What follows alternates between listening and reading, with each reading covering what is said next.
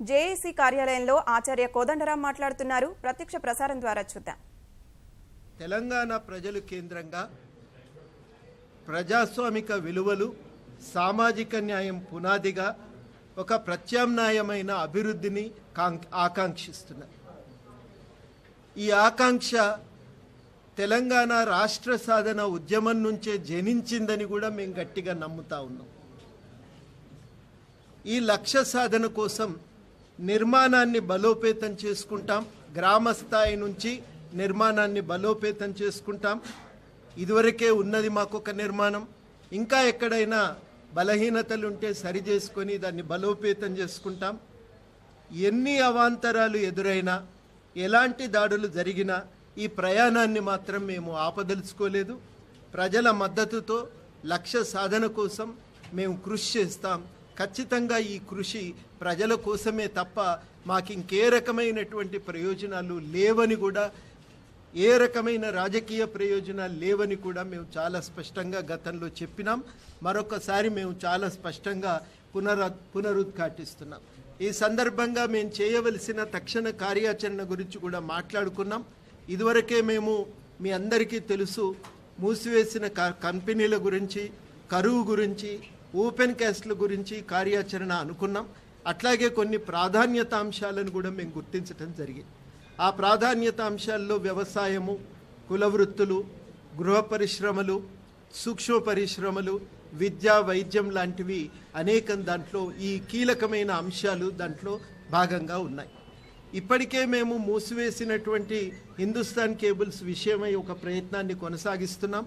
ఆ కంపెనీని రైల్వే వాళ్ళు తీసుకోవటానికి ఆసక్తిని చూపిస్తున్నారు. మేము కేంద్ర రాష్ట్ర ప్రభుత్వాలను కోరేదేమంటే ఆ కంపెనీని తప్పకుండా వాటిని తీసుకోవాలి,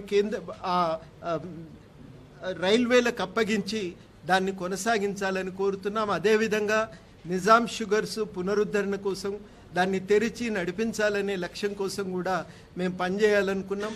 అందులో భాగమే చక్కెర పండించేటువంటి గ్రామాల్లో మేము వెళ్ళి పర్యటన చేసినాం.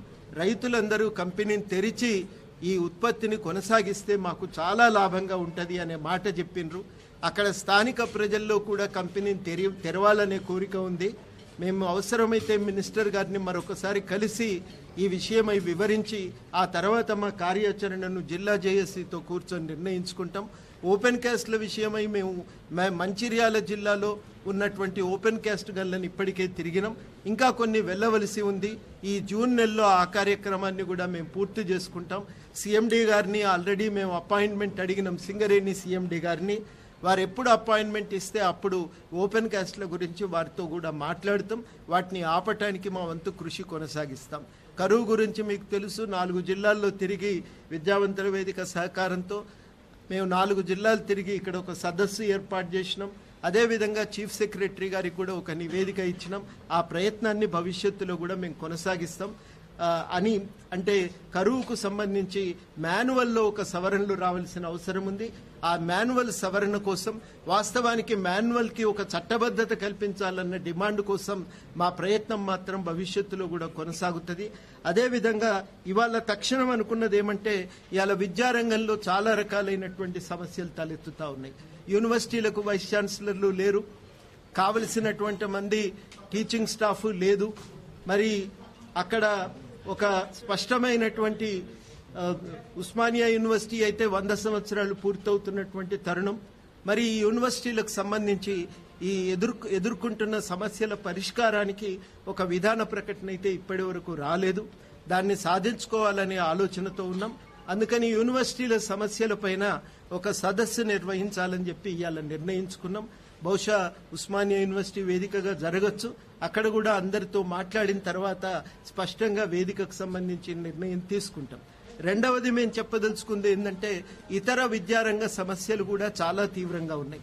గ్రామం నుంచి మనం పాఠశాలలు బలోపేతం చేయాలి, అందరికీ ఉచిత విద్య అందించాలి అని చెప్పి మనం కోరుకుంటా ఉన్నాం.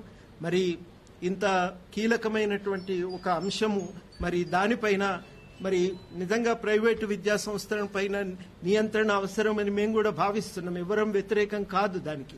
అయితే ఇక్కడ జరుగుతున్నది ఏంటంటే, పోలీసుల మీదతోని ప్రైవేటు విద్యా సంస్థలపైన దాడులు చేయటం మాత్రం సమంజసం కాదు. మేము వ్యక్తం చేసిన ఈ అభిప్రాయాన్ని హైకోర్టులో కూడా వచ్చిన తీర్పు కూడా పోలీసులతో పర్యవేక్షణ పనికిరాదు అనే మాట చెప్పిండ్రు. అయినప్పటికీ హైకోర్టు తీర్పుకు విరుద్ధంగా పోలీసులతో ఒక పర్యవేక్షణ కొనసాగుతూనే ఉంది. ఈ విషయాన్ని మేము తీవ్రంగానే దీన్ని ఖండిస్తూ ఉన్నాం. కోర్టు తీర్పుకు విరుద్ధంగా జరుగుతున్న ప్రయత్నాన్ని వ్యతిరేకిస్తున్నాం. మొత్తంగా ఈ విద్యారంగ సమస్యల మీద యూనివర్సిటీలు కాక కాలేజీలు, టెక్నికల్ విద్య, అదేవిధంగా స్కూలు విద్య, వీటన్నింటికీ సంబంధించినటువంటి సమస్యలపైన ఒక రౌండ్ టేబుల్ సమావేశాన్ని విడిగా అది కూడా ఒకటి జరపాలని చెప్పి నిర్ణయించినాం.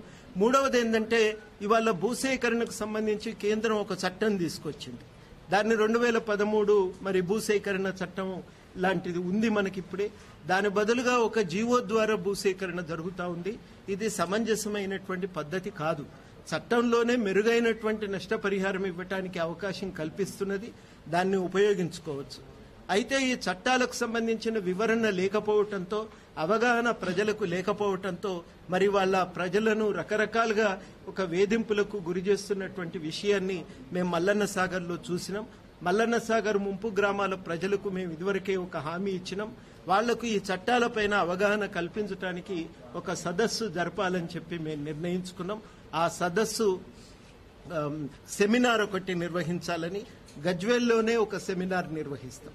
ఈ 2013 చట్టానికి సంబంధించి కానీ, ప్రాజెక్టులకు సంబంధించి అనుసరించవలసిన పద్ధతుల గురించి కానీ అవగాహన ప్రజల్లో కలిగించేటువంటి లక్ష్యంతో గజ్వేల్లో సెమినార్ జరుపుతాం. మేము ఇదివరకే కొంతమంది ఈ విషయాలపై కేసులు చేస్తున్నటువంటి మిత్రులు కొంతమంది ప్లేస్ లైక్ తెలంగాణ.